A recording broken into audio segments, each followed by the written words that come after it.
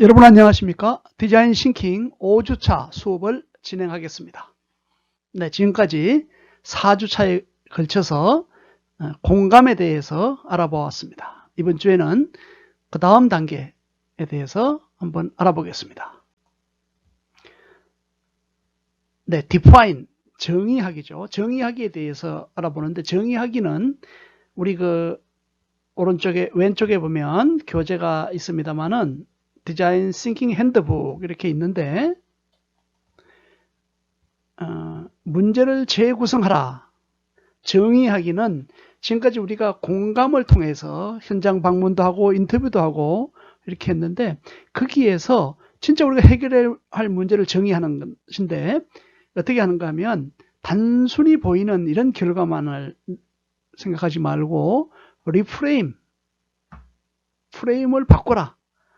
프레임 더 프로블럼, 문제에 대한 정의를 재구성하라. 전혀 다른 관점을 제시하라. 이렇게 보고 있는 것입니다. 자, 먼저 왼쪽 그림을 한번 보겠습니다. 아폴로 8호가 비행을 했습니다. 그래서 우주선을 시켜서 달에 착륙을 해서 지구로 사진을 보내온 거예요. 나사 아폴로 8호가 이렇게 했는데, 이 그림을 보고 어떤 그림이 됩니까? 이것은 이제 밑에 있는 부분이, 이 부분이 달이고, 저 위에 멀리 달에서 바라본 지구죠. 지구가 대단히 아름답고 이렇습니다. 그런데 밑에 있는 그 달 부분을 촬영을 한 것이 있는데, 이것을 가지고 과학자들이나 많은 사람들이 생각을 하게 됐습니다. 이것은 달 표면의 상세한 이미지를 포착하는 이런 사진이었는데요. 평온한 아름다움뿐만 아니라 가만히 보니까 이게 풀 한 폭이 없고 황량한 거죠. 놀랬던 것입니다. 우리 태양계에서 유일하게 생명을 유지할 수 있는 행성이 우리 지구구나. 이렇게 해서 그 넓은 우주로 나가면서 우주의 광대함 이렇게 비춰봐가지고 상대적으로 우리 지구는 너무 작고 왜소한 거 아니냐 이렇게 보는 것이죠. 이때 아폴로 8호의 아스트로나트 우주 비행사들은 무심코 지구를 위협하는 환경 문제에 대한 자발적인 재조정을 촉발했던 것입니다. 단순히 처음에는 달을 탐사하러 갔던 것인데, 거기에 사진을 찍고 보다 보니까 연구 결과 외에도 환경에 대해서 주목하게 됐다는 것이죠. 더 이상 우리는 끝이 없어 보이는 자원을 가진 광대한 행성에 있는 것이 아니다. 이게 지금 1968년도였다는 거죠. 아폴로 8호 달 탐사 지구상 사진인데, 그때까지만 해도 정말로 자원은 무궁무진한 것이다. 지구의 자원은 이렇게 생각을 했는데, 막상 다른 외계를 한번 보니까 이렇게 황량해질 수 있다. 이런 것이죠. 그래서 여기에서 무한한 우주에 있는 작고 매우 유한한 이런 이제 생명선이다. 지구를 보는 것이고, 그래서 1970년도에 지구의 날을 창제한 것이에요. 그래서 지구와 날 창제를 아이러니하게도 달에 착륙한 사진을 보면서 시작을 했다는 것이죠. 그래서 우리도 이렇게 지금 지구를 구하지 않으면 달처럼 이렇게 황량하고 쓸모없는 이런 땅이 될 수 있다. 이렇게 해서 Save the Earth 라는 슬로건을 걸고 We can save the Earth, 지구를 구할 수 있다. 이런 환경운동을 벌이게 된 것이죠. 이와 같이 전혀 좀 다른 문제가 발생했고 정환된 거 아닙니까? 달 탐사를 하러 갔는데 거기에서 환경의 보호, 지구의 날 이런 걸 만드는 이런 계기가 됐다는 것이죠. 이와 같이 지금 우리가 여러 가지 방면에서 문제를 찾아보고 접근하고 했는데 거기에서 기대되는 이런 해결책이 있지 않습니까? 그런데 그게 머무르지 말고 완전히 관점을 바꿔서 지구의 날 창제 같은 이런 것들을 만들자. 그리고 그걸 통해서 환경을 살리고 지구를 구하자. 이런 캠페인을 벌이게 된 것입니다. 이와 같은 것이 정의학이다 하는 것입니다. 자, 익스트림 프로젝트. 이것은 이제 시간에도 우리가 설명을 했습니다만 전혀 관계없는 이런 사람들까지 입장에서 봄으로서 해결하는 이런 프로젝트를 익스트림 프로젝트라고 했습니다. 문제를 보는 방식을 리프레이밍, 재구성하는 것은 이 경우처럼 어떤 운동을 자극할 수 있다. 이런 것입니다. 이것은 도전적인 문제에 대한 혁신적인 설계 솔루션을 만든다. 여러분들도 현재 진행하고 있는 과제에 대해서 혁신적인 설계 솔루션을 만들어 보는 것입니다. 그리고 새롭고 파괴적인 비즈니스 모델을 만드는 가장 강력한 방법으로서 정의하기가 사용될 수 있다는 것입니다. 앞서 우리 디자인 싱킹 프로세스의 공감하기 단계에서는 사용자들의 이야기와 어떤 통찰력을 모았다고 한다면 정의하기 단계에서는 이러한 결과를 종합하여서 문제를 재구성해서 새롭고 혁신적인 솔루션 공간을 열 수 있는 포인트 오브 뷰, 관점을 제안할 수 있는 기회를 제공하는 것입니다. 익스트림 프로젝트. 여러분, 리프레이밍에 대해서, 재구성하는 것에 대해서 생각을 해볼 때가 되었습니다.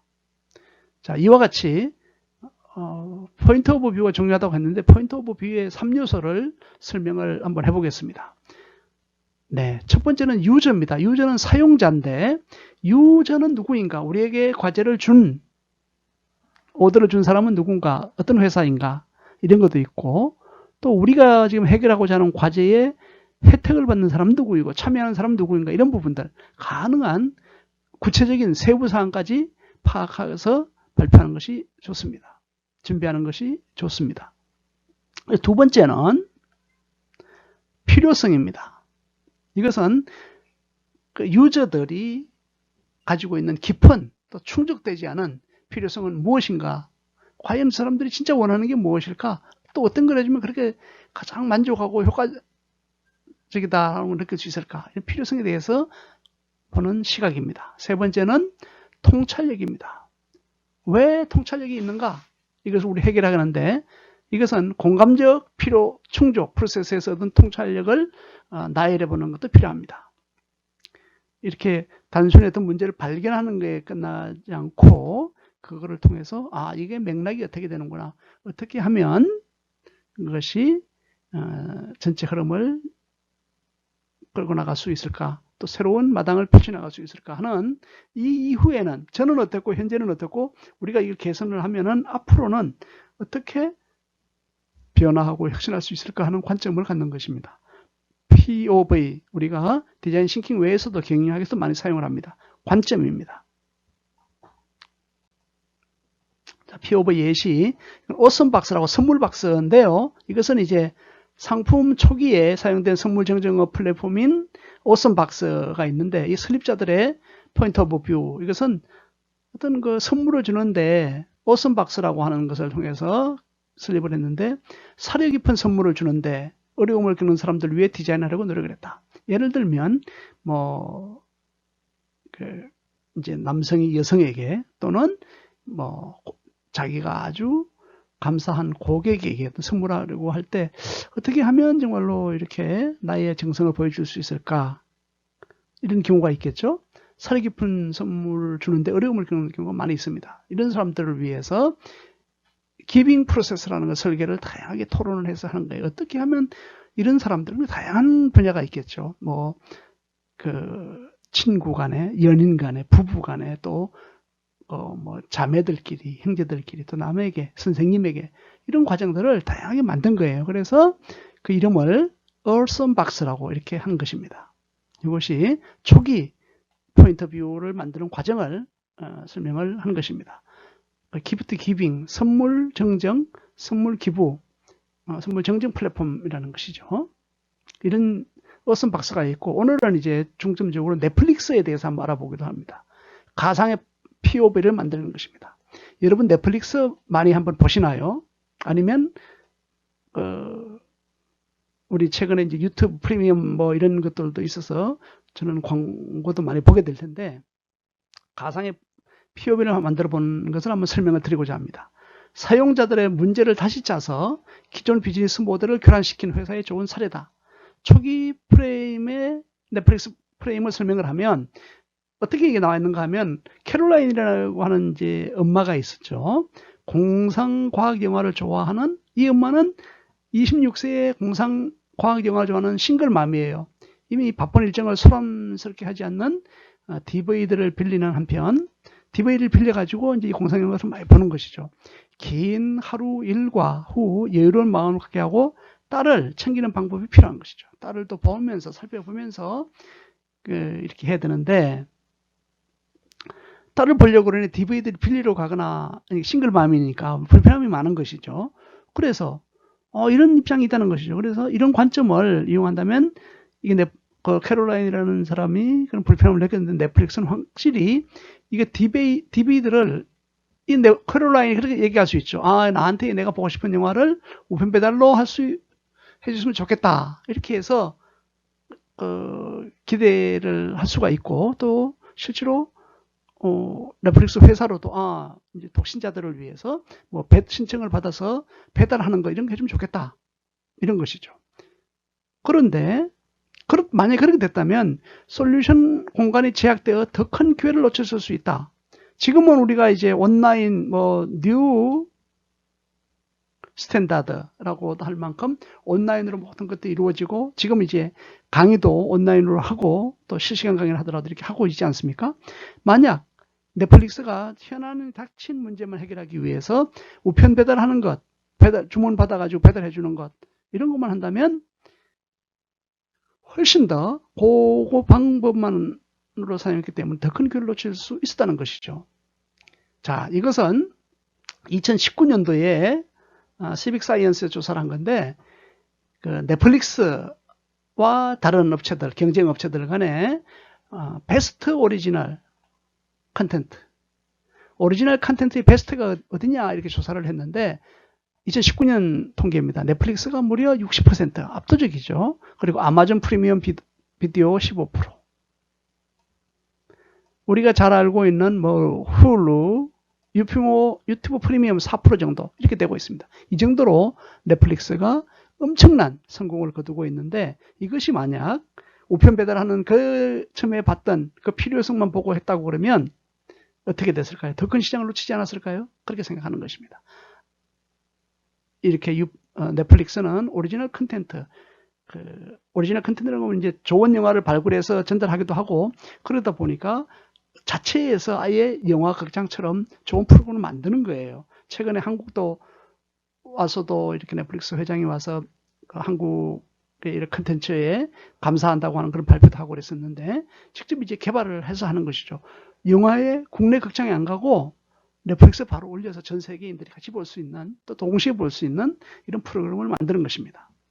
이것은 여러분들 위해서 준비를 했는데, 비즈니스 모델 캔버스라고 하는 거예요. 넷플릭스에 뭔가 하면 비즈니스 모델을 만들려고 하면 이렇게 이제 9단계가 있는데, 고객 구분, 고객 관계, 또 채널, 이렇게 가치, 주요 행동, 또 주요 자원, 키 리소스, 주요 파트너, 사업 파트너죠. 그리고 가격의 구성, 또 수익 구조, 이렇게 나눠지는데, 키 소스를 한번 보면은 소프트웨어 개발자 이런 사람들도 있고, 또 추천 시스템 이런 부분들이 있습니다. 이렇게 하는 것이 있고요. 고객 구분도 TV 쇼 보는 이런 것도 있고, 또 어린이들을 위한, 또 성인을 위한 이런 컨텐츠도 별도로 준비를 하고 있는 것입니다.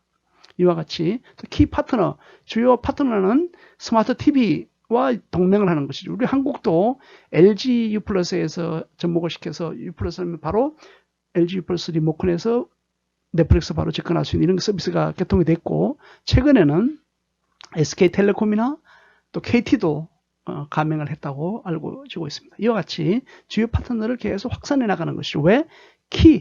핵심 콘텐츠가 있기 때문에 그렇습니다.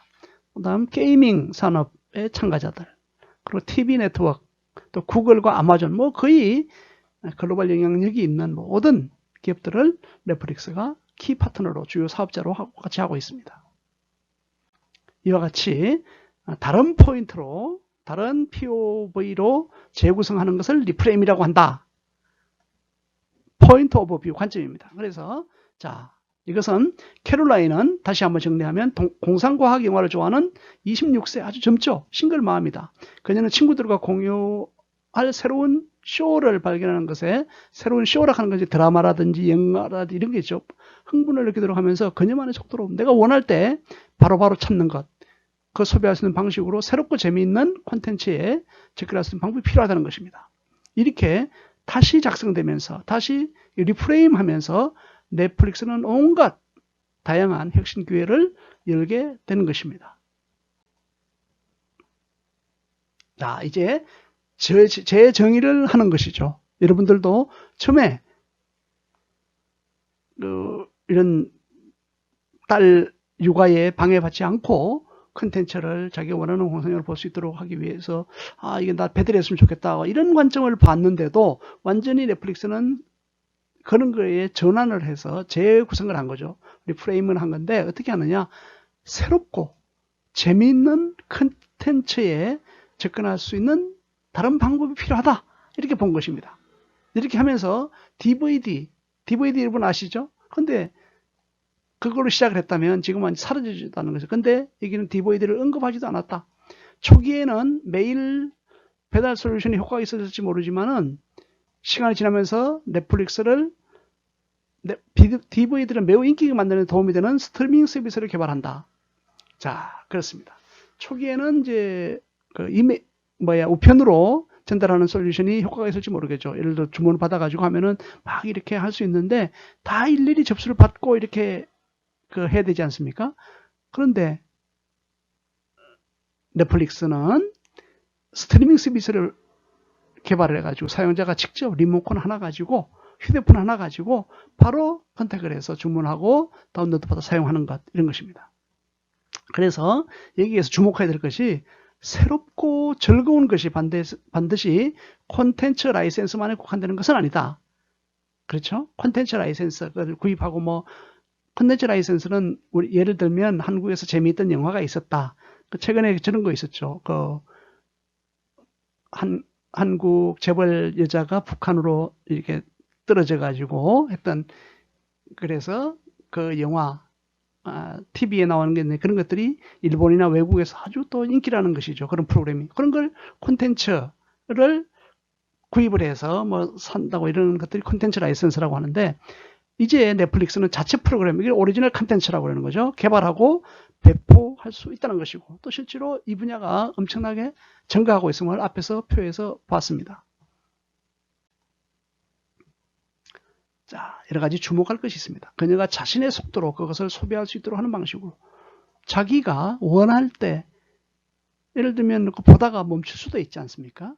그런데 DVD를 빌려가지고 오면 3일이다, 5일이다, 이게 있을 거 아니에요. 그래서 그걸 하면은 또 반납을 해로 가야 되고 불편하고 하는데 또 넘으면 추가 비용도 내고 이렇게 하게 되는데, 이런 걸 해결하겠다는 것이죠. DVD 우편 배달은 이러한 제약에 대한 부분적인 해결책에 불과하다는 것이죠. 하지만 스트리밍을 옵션으로 한다면 이렇게 원하는 대로 또 원하는 가격, 또 속도, 또 다양한 프로그램을 제시한다면 훨씬 더 기회가 있다는 것을 디베이트 과정에서, 토론 과정에서 했다는 것입니다. 이와 같이 오리지널 콘텐츠를 추가하면 이제 캐롤라인은 딸이 자는 동안에도 인기 공상 영화나 자기가 좋아하는 걸 많이 볼 것이라는 것이죠. 훨씬 더. 그러면 그걸 그렇게 많이 본다면 결국은 회사는 더 많은 고객이 생기는 것이고 더 많은 상품을 판매하는 것이 되는 것입니다. 그래서 결국은 이제 요거 멘트는 뭔가 하면 혁신적인 솔루션이라고 하더라도 항상 긍정적인 사회적인 영향만을 끼친다고 말한 적은 없다.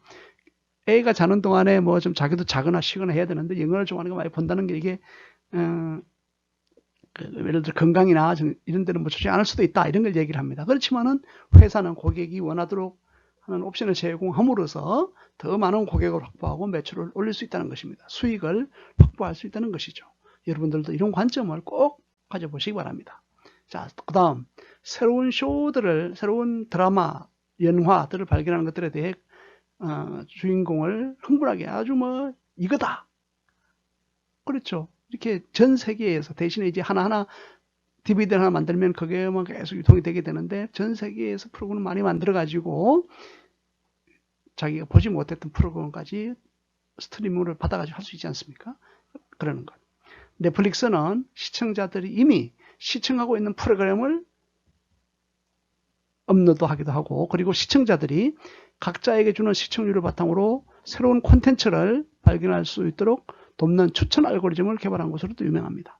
그래서 예를 들면 그 로맨스 영화, 또 공상과학 영화, 전쟁 영화, 뭐 이런 게 또 스포츠, 예능 이런 프로그램을 좋아하는 사람이라고 그러면 그런 프로그램을 추천해주는 이런 알고리즘을 개발을 했다는 것입니다.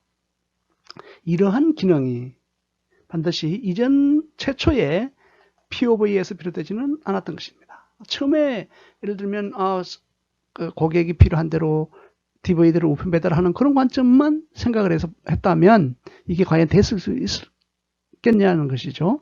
그래서 여러분들도 꼭 새로운 프로젝트 또 학업을 하면서 또 어떤 문제를 풀어가면서 이거 말고도 획기적인 방법이 있을 수 있다.